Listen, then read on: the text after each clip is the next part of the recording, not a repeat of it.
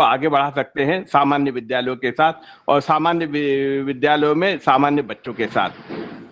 इसका परिणाम ये होगा कि वो बहुत अच्छे से अपने योग्यता को सिद्ध कर सकते हैं और इसके परिणाम ये भी हुए हैं कि आज भी हमारे बच्चे मेरिट लिस्ट में आते हैं, जो दृष्टिबाधित बच्चे हैं कई, और अच्छी पढ़ाई कर रहे हैं। और लेकिन उनको जहाँ तक मौलिक आवश्यकताओं की पूर्ति है, उनकी आवश्यकता बहुत जरूरी है। उनको शिक्षा में जो सुविधाएं मिलनी चाहिए, ब्रेल लिपि सिखाने की व्यवस्था होनी चाहिए उनकी, क्योंकि उनका एक सशक्त माध्यम है जिससे वो ज्ञान अर्जन कर सकते हैं। और ये व्यवस्था सामान्य विद्यालयों में नहीं हो पाती, इसके परिणाम स्वरूप वो थोड़ा पिछड़ जाते हैं। और ऑडियो सिस्टम के माध्यम से भी अब हो रहा है, नए बच्चे, अब बच्चे कंप्यूटर के माध्यम से भी नए टेक्नोलॉजी के साथ जुड़ रहे हैं। लेकिन ये सब बातें, उनको मौलिक सुविधाएं जब तक नहीं मिलेंगी तब तक उनका शैक्षणिक कार्य अच्छे से नहीं हो सकता। वे सामान्य बच्चों से जरा पिछड़ के ही रहेंगे। इसलिए हमें इस बात को मैं अपने अनुभव के आधार पर कह सकता हूं कि दृष्टिबाधित बच्चों को शिक्षण संबंधी सभी मौलिक सुविधाएं हैं वो यथासंभव यथास्थान उनको मिले और उनको वो सपोर्ट मिले, तो वे भी एक अच्छे स्टूडेंट बन के सामान्य विद्यालयों में अपने साथियों के साथ पढ़ सकते हैं और उनका विकास हो सकता है। जहां तक और भी इसके अलावा भी कुछ ऐसी सुविधाएं हैं, जैसे उनको परीक्षाओं में लेखक की सुविधाएं बहुत दिक्कत से होती है, बहुत दिक्कत से मिलती है, क्योंकि उनको राइटर की लेखक सुविधा नहीं मिलने से वो कई बार वो अपनी बात को अच्छे से व्यक्त नहीं कर पाते प्रश्न पत्रों को हल करने में। तो अच्छे लेखक की उपलब्धता भी बहुत जरूरी है। और हमने पाया है कि जब सामान्य विद्यालयों में जो बच्चे, दृष्टिबाधित बच्चे पढ़ते हैं, जब वो परीक्षाओं के लिए आते हैं तो हमारे सामने कई कठिनाइयां आती हैं उनको लेखक उपलब्ध कराने के लिए। हम प्रयास तो ये करते हैं कि शिक्षण उस विद्यालय के शिक्षकों के माध्यम से सामान्य बच्चे उनके लिए आए, लेकिन जो योग्यताएं रहती है एक लेखक के लिए, उसमें भी क्या कई बार जब परीक्षाएं हो रही है सामान्य सभी की एक साथ होती है, ऐसी स्थिति में क्या होता है कि कई बार वो निम्न क्लास का बच्चा है वो उपलब्ध नहीं हो पाता, क्योंकि उसकी अपनी परीक्षा भी होती है। और इसके बाद भी हमने ये पाया है, ये बहुत अच्छी बात है कि ऐसे सामान्य विद्यार्थी भी आए हैं जिन्होंने अपनी परीक्षा देने के बाद इन बच्चों के लिए भी अपने अगले 3 घंटे दिए हैं। ये बहुत ही अच्छी बात है और संतोष की बात है और हमें इसकी तारीफ भी करनी चाहिए। लेकिन इसके लिए भी बहुत आवश्यकता है प्रयास करने की, ताकि कई बार पालकों को समाज में इस बात के लिए जागरूकता होनी चाहिए कि जब बच्चे अपने दूसरे साथियों का सहयोग देते हैं तो उनके पालकगण भी उसको सपोर्ट करें और इसके साथ साथ उनको इस कार्य में प्रेरित करे इस तरह के कार्य से। इससे सामाजिक सेवा की भावना भी बनती है और सामाजिक सेवा के सहयोग से उन बच्चों को भी समर्थन मिलता है, सहायता मिलती है कि वो भी अपने कार्यों को अच्छे से परीक्षाओं में सम्मिलित होकर अपनी शिक्षा परीक्षाओं में अच्छे नंबरों से पास हो सकते हैं। ये पहलू है। दूसरी बात मैं ये करना चाहूंगा कि वर्तमान में नई टेक्नोलॉजी के साथ इन बच्चों को जोड़ना जरूरी है। जैसे कंप्यूटर ट्रेनिंग है, इस तरीके से ट्रेनिंग इनको बेसिक रूप से मिल जाए तो ये फिर बिना किसी के सहयोग से कंप्यूटर के माध्यम से अपनी पढ़ाई भी कर सकते हैं और अपने प्रश्न पत्रों को परीक्षाओं में हल भी कर सकते हैं। इसके लिए भी एक सघन प्रयास की आवश्यकता है और मेरा ये ऐसा मानना है कि समाज के और शासन के और सभी के सहयोग से अगर हम पहले अच्छी सिस्टम को डेवलप कर ले तो इस तरीके की प्रयासों को भी हम आगे बढ़ाकर इन बच्चों के लिए अच्छा काम कर सकते हैं। जहां तक दृष्टिबाधित बच्चों के सामाजिकरण का प्रश्न है, मेरा ये मानना है कि दृष्टिबाधित बच्चों को समय समय पर सामाजिक कार्यक्रमों में भाग लेने का अवसर प्रदान किया जाना चाहिए, जिससे उनको उनके सांस्कृतिक, उनके व्यक्तित्व का विकास भी हो सकता है और उनकी जो कला, उनके अंदर जो छुपी हुई प्रतिभाएं हैं, चाहे वो संगीत क्षेत्र की हो, चाहे वो साहित्य की हो, चाहे वो कला क्षेत्र की हो, उसको भी उजागर करने का हमें अच्छा मौका मिलेगा। जब तक हम इनको समाज के इन सभी कार्यक्रमों में सम्मिलित करने का अवसर देंगे तो निश्चित रूप से इनका इस दिशा में भी काफी कुछ इनकी प्रगति हो सकती है और वे भी एक समाज के अच्छे नागरिक के तरह समानता के साथ, आत्मसम्मान के साथ समाज में रह सकते हैं। इसके साथ साथ समस्या आ रही है इनके रोजगार की। जब बच्चे, ये दृष्टिबाधित बच्चे शिक्षा प्राप्त कर लेते हैं तो एक इनके सामने स्कूल शिक्षा के बाद एक सबसे बड़ी समस्या आ रही है। इनके जब ये कॉलेज की पढ़ाई करते हैं तो इनको एक समस्या रहने की आती है, क्योंकि पर्याप्त छात्रावास न होने के कारण ये अपने घरों से दूर रहने में इनको दिक्कत होती है और इनका पढ़ाई पे भी बहुत असर पड़ता है, क्योंकि वे कॉलेज में एडमिशन तो ले सकते हैं लेकिन कॉलेज में वहाँ छात्रावास की सुविधा न होने से इनके आवागमन में भी इनको काफी दिक्कत होती है। तो ये निश्चित रूप से इनकी पढ़ाई पे भी उसका प्रभाव पड़ता है। और तीसरी बात मैं ये कहूंगा कि जो कॉलेज स्तर का जो कोर्स होता है, पाठ्यक्रम होता है, उसमें न तो कोई ब्रेल की किताबें उपलब्ध होती हैं और न ही इनको कोई ऑडियो फॉर्म में, ईपब फॉर्म में कोई रिकॉर्डेड मटेरियल मिल पाता है। तो इसके कारण इनके अध्ययन में इनको जो दिक्कतें आती है, फिर भी कुछ संघर्षशील छात्र होते हैं जो अपना रास्ता खोजते हैं, लेकिन अधिकांश छात्र प्रभावित होते रहते हैं। ऐसे कई हमारे पास समय समय पर उदाहरण आते हैं। हम कोशिश करते हैं कि उनको मार्गदर्शन दे के उनको कोई ऐसा रास्ता बता के उनकी समस्याओं को हल करें, और उनको हम ये भी प्रयास करते हैं कि उनको रिकॉर्डेड कोर्स उपलब्ध करा दिया जाए, ऑडियो फॉर्म में दिया जाए। अभी मैं बताना चाहूंगा कि सुगम्य लाइब्रेरी का जब से चलन हो रहा है तो दृष्टिबाधित छात्रों को, व्यक्तियों को बहुत फायदा हुआ है। सुगम्य लाइब्रेरी के माध्यम से दृष्टिबाधित छात्र बहुत अच्छे से अपनी किताबों को, अपनी चाही हुई किताबों को डाउनलोड करके उसको पढ़ सकते हैं। और ये सुगम्य लाइब्रेरी की सुविधा पूरे देश में है और हम भी प्रयास कर रहे हैं भोपाल से कि वो मध्य प्रदेश में कि अधिक से अधिक लोग सुगम्य लाइब्रेरी की मेंबरशिप ले, ताकि उसके उन किताबों को भी वो अध्ययन कर सके। सुगम्य लाइब्रेरी में वर्तमान में लगभग 15,000 से अधिक किताबें अपलोड हुई हैं, जिनका लाभ दृष्टिबाधित छात्र लेते हैं। इसके साथ साथ मेरे साथ हमारे इरफान भाई हैं जो व्याख्याता हैं गवर्नमेंट डेफ डम ब्लाइंड स्कूल में। उनके अनुभव भी हमारे लिए बहुत सारे, क्योंकि बच्चों के साथ ही रहते हैं, बच्चों को पिछले कई 20 सालों से अध्ययन करा रहे हैं। वे खुद भी दृष्टिबाधित है। मैं इरफान भाई से कहूंगा कि वे भी अपने इस विचार, इस मुद्दे पर, इस चुनौती के संबंध में अपने व्यक्त करें, ताकि उनका जो विजन है वो भी हम सबके सामने आ सके। इरफान भाई, हेलो इरफान जी सुन रहे हैं? इरफान भाई,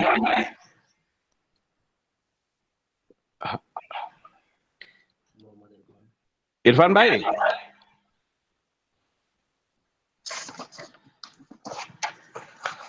सर जब तक इरफान जी से संपर्क नहीं हो रहा है जी, इरफान जी का शायद ऑडियो नहीं है, तब तक हमारे साथ सोनू जी जुड़ चुके हैं इसी विषय पे। हम कुछ प्रश्न भी लें उससे पहले मैं सोनू गोलकर जी, आपका स्वागत है। मैं सोनू गोलकर जी के बारे में परिचय दे दूं। सोनू जी मेंबर है इंडियन ब्लाइंड क्रिकेट टीम के और Madhya Pradesh blind cricket team के कैप्टन भी हैं। सोनू जी के बारे में जितना बोला जाए उतना कम ही है, पर ये कह सकता हूं कि मुझे देखकर तू कमजोर ना समझना, बेड़ियां शरीर पर है हौसले पर नहीं।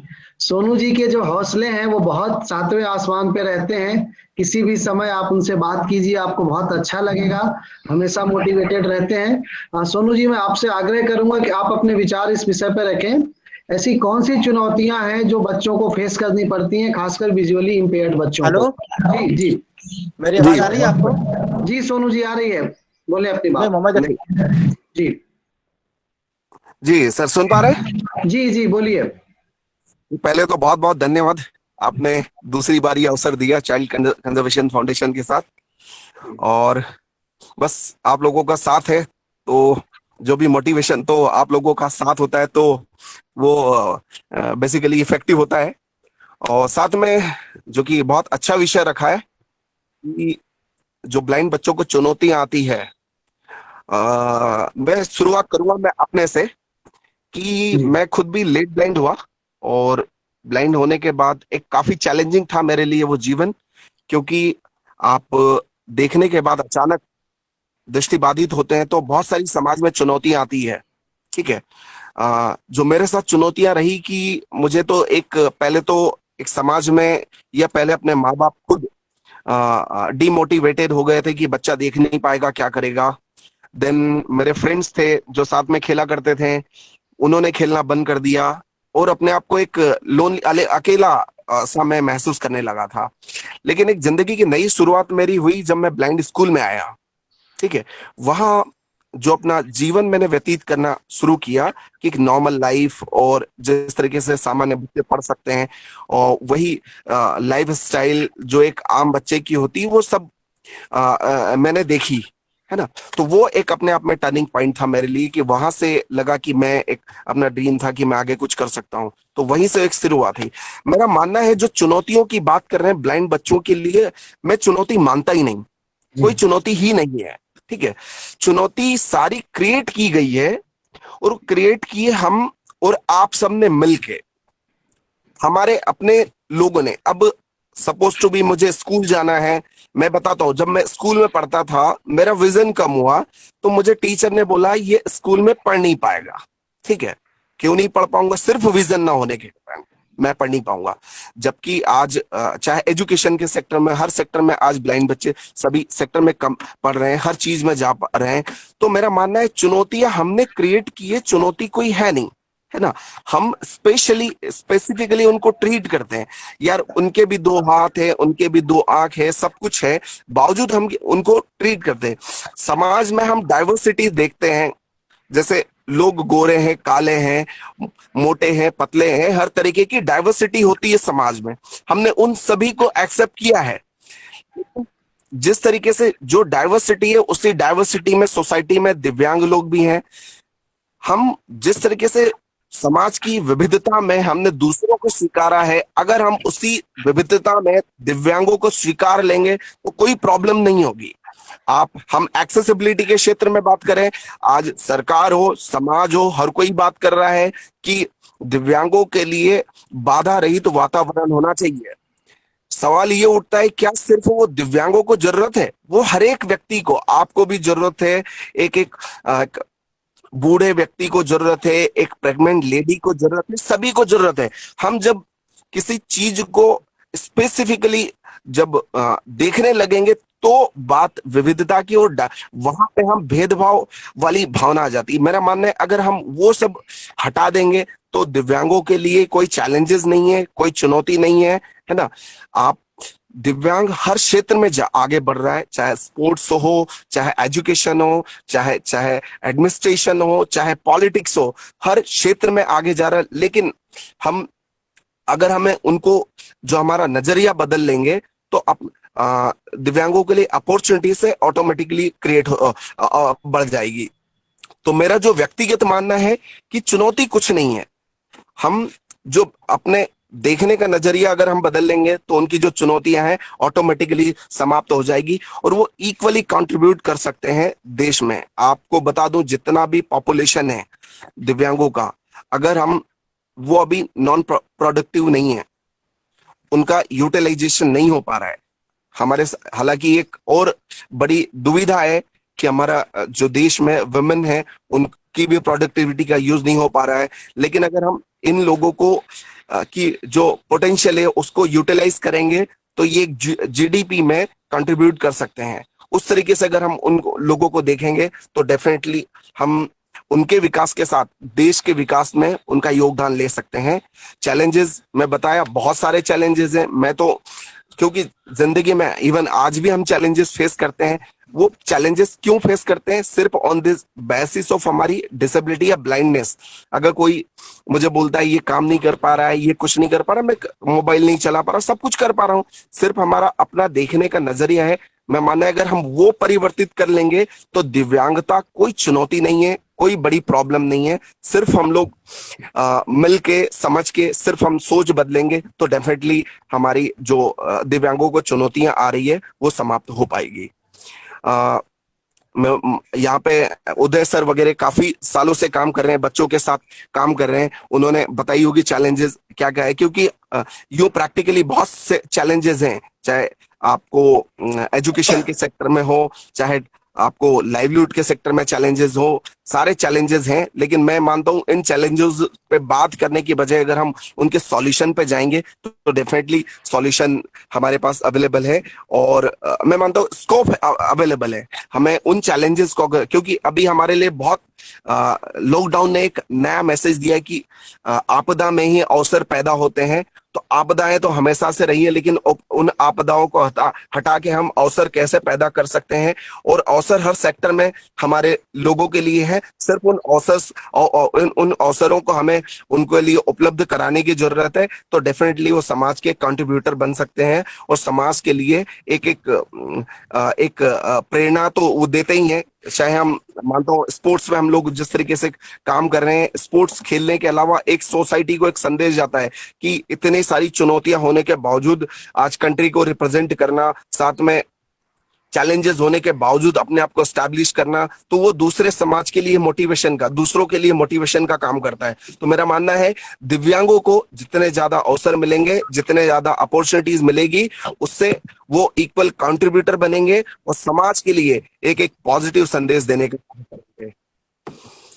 तो मैं, क्योंकि एक और आज मीटिंग चल रही है, मैं ज्यादा समय नहीं लूंगा। एक वुमेन क्रिकेट को हम लोग स्टार्ट कर रहे हैं, आज कुछ वुमेन्स डे है और कुछ वुमेन्स आई है, तो उन्हीं के साथ में महिला क्रिकेट पे बात करने के लिए आया हूँ। तो मैं माफी चाहूंगा सर, अगर कोई क्वेश्चंस हो, अगर कुछ हो तो मैं नहीं सोनू जी, धन्यवाद, आप जा सकते हैं, हम इसको कंटिन्यू करेंगे। बहुत बहुत धन्यवाद, आपने इतना अपना थोड़ा कीमती समय दिया। मैं समझ रहा हूँ आज आप व्यस्त हैं। इरफान सर जुड़े हुए हैं, अगर आप सुन पा रहे हैं तो इरफान सर आप अपनी बात रखें। उसके बाद मनोज जी से मैं निवेदन करूंगा कि बच्चे अपने बच्चों की बात कराएं, हमारे जो बच्चे दिख रहे हैं। इरफान जी, आप सुन पा रहे हैं मुझे? इरफान हैदर जी, आप सुन पा रहे हैं? इंदौर से जुड़े हुए हैं इरफान जी। भोपाल जी, भोपाल से इरफान जी, भोपाल से जुड़े हुए, अपनी बात रखें। चलिए, शायद संपर्क नहीं हो पा रहा। हेलो, मेरी आवाज आ रही है आपको? जी जी, आ रही है। आवाज नहीं आ रही मुझे? हाँ, बोलिए बोलिए इरफान जी। सभी लोगों को मेरा नमस्कार। मैं भोपाल के गवर्नमेंट हायर सेकेंडरी स्कूल में दृष्टिबाधित व्याख्याता हूँ, और मैंने इसी स्कूल से पढ़ाई शुरू की थी। जबलपुर, रायपुर में भी काम किया है, भोपाल में हूँ वर्तमान में। मैं स्वयं दृष्टिबाधित हूँ, बचपन से ही 3 साल की उम्र में ब्लाइंड हो गया था। मैंने ब्रेल लिपि से ही पढ़ाई की है, और मैं वर्तमान में यहाँ व्याख्याता हूँ। मेरा सभी मध्य प्रदेश के जितने भी दृष्टिबाधित हैं सबसे संपर्क है।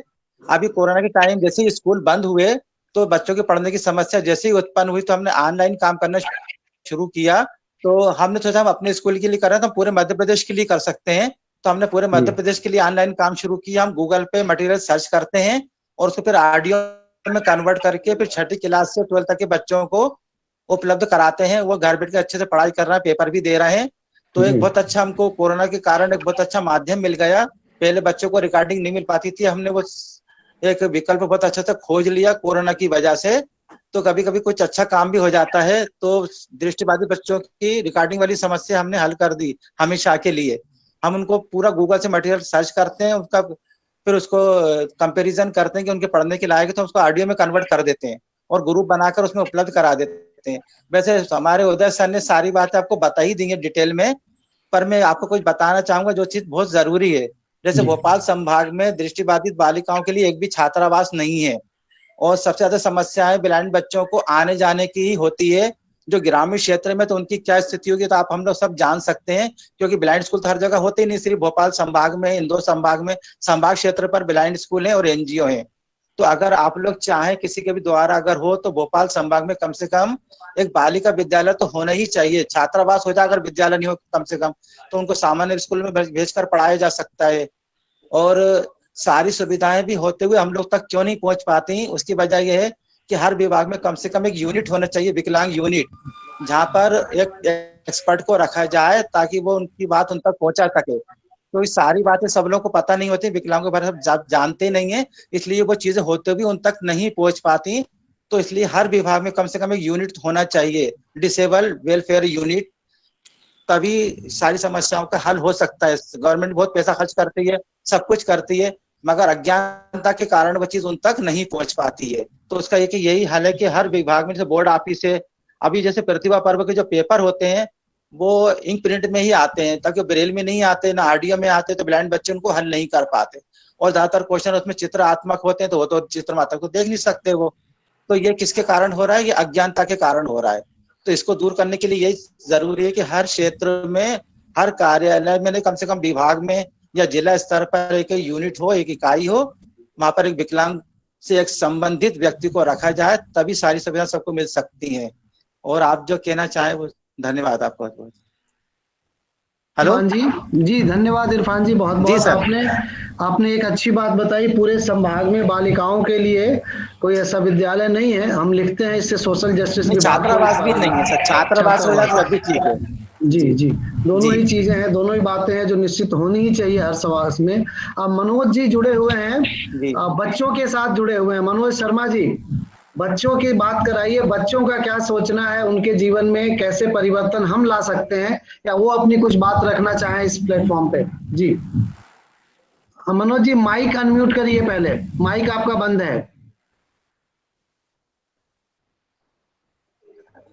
जी अब बोलिए।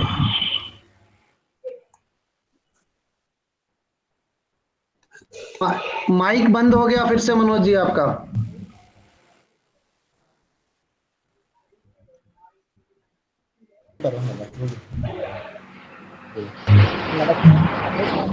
जी होशंगाबाद जिले का रहने वाला हूँ, कक्षा 12वीं का छात्र हूँ। जी, जी हमें कॉलेज में जिस तरीके से सबसे पहली तमाम समस्याओं का सामना करना पड़ता है, जिसकी नॉर्मल टीचर्स अवेलेबल होते हैं। दूसरी बात आपका ये कि अपन हमको ब्लाइंड व्यक्ति को स्पेशल टीचर्स की आवश्यकता होती है, जैसे कि उनको गाइड कौन करे। कई जगह देखा है कि बोलते हैं आपका कॉलेज में एडमिशन नहीं हो पाएगा, हमारे पास स्पेशल टीचर्स नहीं है, तो उसके कारण आपको नहीं लिया जा सकता। परंतु फिर भी वो स्पेशल टीचर्स होना अनिवार्य है। दूसरी बात राइटर्स की समस्या है कि ब्लाइंड व्यक्ति राइटर्स कहाँ से लाएगा। अधिकतर जो पार्सली तो वो अपना शायद पेपर कर भी ले, तो टोटली ब्लाइंड के लिए हालांकि दिक्कतें को सामना करना पड़ता है। और दूसरी यह है आपका कोर्स भी अवेलेबल नहीं होता है, या तो फिर उनको ब्रेल फॉर्म में अवेलेबल होना चाहिए या फिर ऑडियो फॉर्म में। तो या सिर्फ अपना कंप्यूटर या लैपटॉप जिस पे भी उसको पढ़ना हो वो आवश्यक पढ़ सकते हैं। छात्रावास। और सर दूसरी बात जैसे अपना छात्रावास अवेलेबल नहीं हो पाता है, और जैसे मान लीजिए मदाखलत के साथ हो भी गया छात्रावास अवेलेबल, तो उसमें इतनी फैसिलिटीज़ नहीं हो पाती हैं अवेलेबल। जैसे कि कुछ अप डाउन होता है तो आइए जाइए करेगा, कॉलेज करना है, और मास्क वो छात्रावास अवेलेबल है नहीं, फैसिलिटी इतनी लेवल नहीं हो पाती। और धोखे से कभी मिल भी गई है तो फिर वो उसमें सुविधाएं नहीं मिल पाती सही साइड। ये प्रॉब्लम। और करो चंदेल आओ। अब दूसरा बच्चा है जी सबसे पहले आप सभी को नमस्ते। मेरा नाम गौरव चंद्र है और मैं क्लास 12th में स्टडी कर रहा हूँ। मध्य प्रदेश राम शहर से आया हूँ और NAB भोपाल MP में स्टडी अपने कंटिन्यू कर रहा हूँ मैं। मेरा आज के लिए कुछ अपने फीडबैक और ओवरव्यूज़ ये है कि सर क्या होता है, कभी कभी आफ्टर द 12th हम सोचते हैं कि कॉलेज या फिर कुछ स्पेशल एग्ज़ाम्स हों, जैसे कि एजुकेशन ऑब्वियसली तो कंप्लीट हो भी जाती है जैसे तैसे, तो जो जॉब्स के लिए अधिकतर फाइंड आउट करते हैं तो RRB NTPC IBPS RBI जैसी कोई सारी बड़ी जॉब की प्रिपरेशन होती है, तो उसमें कोर्स सबसे बड़ा मेजरमेंट इशू होता है कि कोर्स और सिलेबस अवेलेबल कुछ संस्थाएं जो अवेलेबल करवा देती हैं, कुछ खुद से भी कर लेते हैं, लेकिन अधिकतर यही प्रॉब्लम देखने को मिलती है। और सर सेकंड है एजुकेशन, मीन्स एजुकेशन फर्स्ट है, बट मैंने सोचा कि पहले जो बड़ा इशू है उसको देखा जाए कि अधिकतर एजुकेशन काफ़ी हद तक इंडिया में बिल्ड हो चुकी है, लेकिन अभी भी ज़रूरत है कि जहाँ पे हॉस्टल्स हैं वहाँ पे स्कूल्स और कॉलेजेस एक्सेप्ट नहीं करते हैं, और जहाँ पे स्कूल और कॉलेजेस हैं वहाँ पे हॉस्टल्स की फैसिलिटीज़ बहुत सारी प्रॉब्लम आती है। और अधिकतर ब्लाइंड पर्सन के 12th बाद BA MA और कंप्लीट करने के बाद एजुकेशन फील्ड यानी कि टीचिंग फील्ड और रेलवे या बैंकिंग फील्ड की तरफ ही देखना पड़ता है, कोई टेक फील्ड या फिर कोई बड़ी फील्ड जिसमें, मैं ये नहीं कह रहा कि ये फील्ड छोटी है जो अभी मैंने बताई, लेकिन कुछ फील्ड ऐसी हैं जो इंटरेस्ट रखते हैं लेकिन सुविधाओं और फैसिलिटीज़ के अभाव के कारण उनको हम रीच नहीं कर पाते वहाँ तक। तो मेरी एक छोटी रिक्वेस्ट है कि अधिकतर जितना हो सके इंडिया में एजुकेशन और प्रिपरेशन को बिल्ड करवाया जाए ब्लाइंड पर्सन्स के लिए। थैंक्स। समानता नहीं है समाज में, आज भी हम इन बच्चों के साथ अलग तरीके का व्यवहार करते हैं। और कोई बालक है मनोज जी जो बोलना चाहेगा, अपनी बात रखना चाहेगा? गिरिराज शर्मा 11th जी क्लास। जी जी। आप सभी को नमस्ते। मेरा नाम गिरिराज शर्मा है। मैं कक्षा 11वीं का छात्र हूँ। मैं राजगढ़ ज़िले से आया हूँ। मैं आज के विषय में यही कहना चाहूँगा कि गौरव भैया और शाहिद भैया ने पूरी समस्या बता दी है, लेकिन उन्हें मतलब यही समस्या है कि समानता नहीं मिल पाती है। जहाँ पे कॉलेज है, अगर हम वहाँ पे एडमिशन ले भी लेते हैं, कि किसी भी तरह से एडमिशन ले भी लेते हैं, तो हमें वहाँ का जो वातावरण है, मतलब जो समानता है, वो नहीं मिल पाती है। और उन्होंने बताया कि जैसे कॉलेज है, कहीं पे स्कूल कॉलेज है तो वहाँ पे छात्रावास नहीं है, या फिर छात्रावास हैं तो वहाँ पे स्कूल कॉलेज इतने वो मतलब एक्सेप्ट नहीं कर पाते हैं। और किसी भी फील्ड में हर व्यक्ति के लिए, मतलब कि विकलांग ही नहीं, हर व्यक्ति के लिए सामान्य जैसा व्यवहार और समाज में वो सामान्य जैसा व्यवहार और वातावरण मिलना चाहिए, जो आज मुझे लगता है कि जहाँ तक नहीं है। हाँ जी सर। दूसरा मोती सिंह, जो हमारे यहाँ का पूर्व छात्र है, मोती सिंह या सूरज, कोई अवेलेबल है क्या? हेलो मोती सिंह जी भैया। हाँ सूरज जी। आप कहना चाहोगे कुछ? Hello hello. हाँ एक करके बोलो अपनी बात। जी हेलो नमस्ते जी। बोलिए, आवाज आ रही है आपकी। जी। पहले सर्वप्रथम आप सभी को नमस्ते। मैं national association for the blind का पूर्व छात्र, जो कि खंडवा जिले के शासकीय महाविद्यालय में स्नातक द्वितीय वर्ष की पढ़ाई कर रहा हूँ।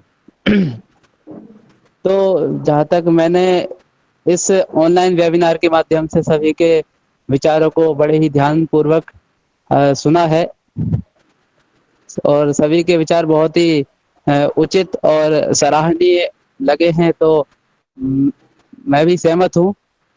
लेकिन मैं ये कहना चाहूँगा कि परेशानी आती है, चुनौतियाँ आती हैं, लेकिन समाधान भी निकल जाते हैं। इसके लिए हम एक सलाह देना चाहेंगे। सबसे पहले हम एक हमारे ही समाज, दृष्टिबाधित समाज का ही एक ग्रुप क्रिएट करें, जिसके परिणाम स्वरूप हमें विभिन्न प्रकार की जानकारियां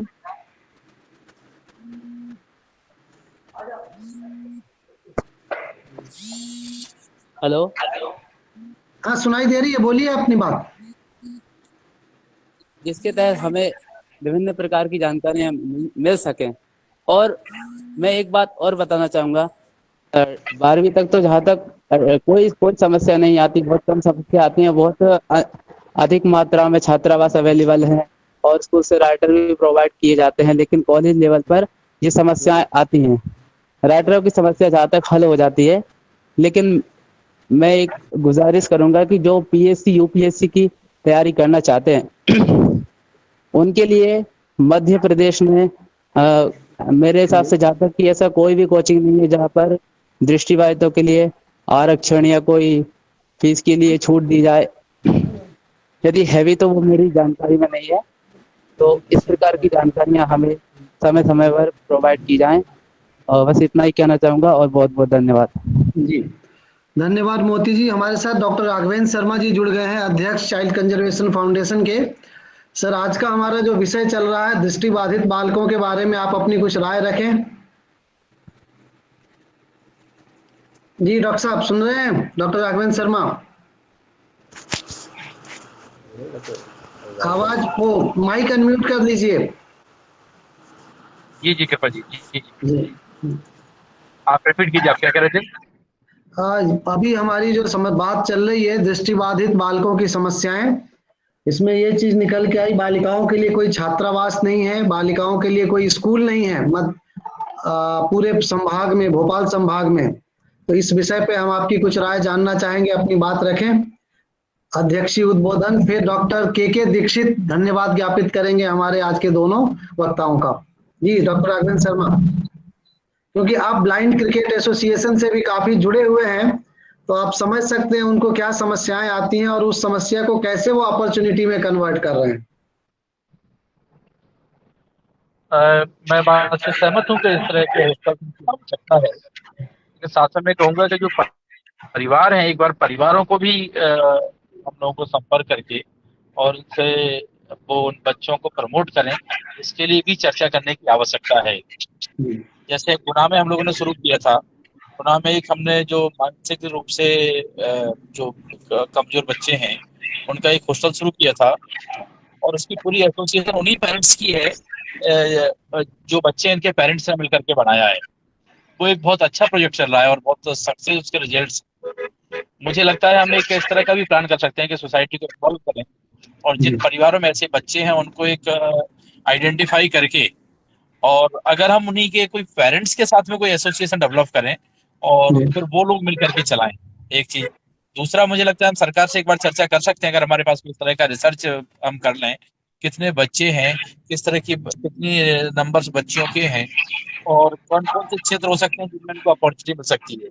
जैसे सोनू गोलकर जी ने एक नया आयाम खोला और उन्होंने क्रिकेट का शुरू किया, जैसे हम लोगों की इच्छा है और हम लोगों का आगे प्रयास भी रहेगा, इसी तरह से हम देश भर में विमेन टीम बनाए और हमारी बच्चियों का भी एक उनको इस तरह सुविधाएं मिले और वो भी क्रिकेट खेलें, क्योंकि वुमेन टीम भी एक भारत की बहुत अच्छा खेल रही है और बहुत अच्छा काम कर रही है। क्यों ना हम दृष्टिबाधित बच्चियों की भी एक ऐसी टीम बनाएं। और इसके साथ में मैं केवल एक ही बात कहूंगा कि अगर इस तरह का कोई हमारे पास डेटा आ जाए, कोई सर्वे कर लें अपने लेवल पे, तो हम सरकार को डिमांड कर सकते हैं कि इस तरह शुरू किए जाए और वो भी छोटे नंबरों के साथ शुरू किए जाए। जी धन्यवाद भाई साहब।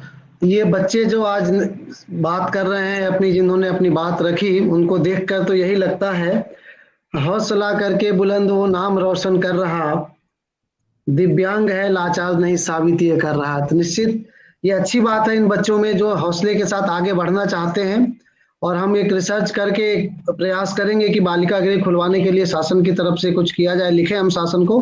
डॉक्टर के दीक्षित से आग्रह है कि आज के हमारे वक्ताओं का धन्यवाद ज्ञापित करें, उसके बाद इस सत्र को हम खुला सत्र करेंगे, प्रश्न उत्तर लेंगे। डॉक्टर के दीक्षित, डॉक्टर साहब सुन पा रहे हैं? डॉक्टर के दीक्षित जी। जी डॉक्टर साहब सुन पा रहा हूँ, बहुत बहुत धन्यवाद कृपाशंकर जी। आपको मेरी आवाज आ रही है? जी आ रही है। हाँ, कार्यक्रम का सफल संचालन कर रहे डॉक्टर कृपाशंकर जी, सर्वप्रथम मैं आपका आभार व्यक्त करता हूं, क्योंकि जिस तरह से आप प्रोग्राम को ऑर्गेनाइज करते हैं, सबको अपनी विचारों के सूत्र में बांधते हैं, हमारे लिए रिसोर्स पर्सन उपलब्ध कराते हैं और ऑडियंस से भी बराबर लगातार सतत संपर्क में रहते हैं, और हर बार आप अपने ऑडियंस में विभिन्न जिलों को भी जोड़ते हैं, तो मैं हृदय से आपका आभार ज्ञापित करता हूं।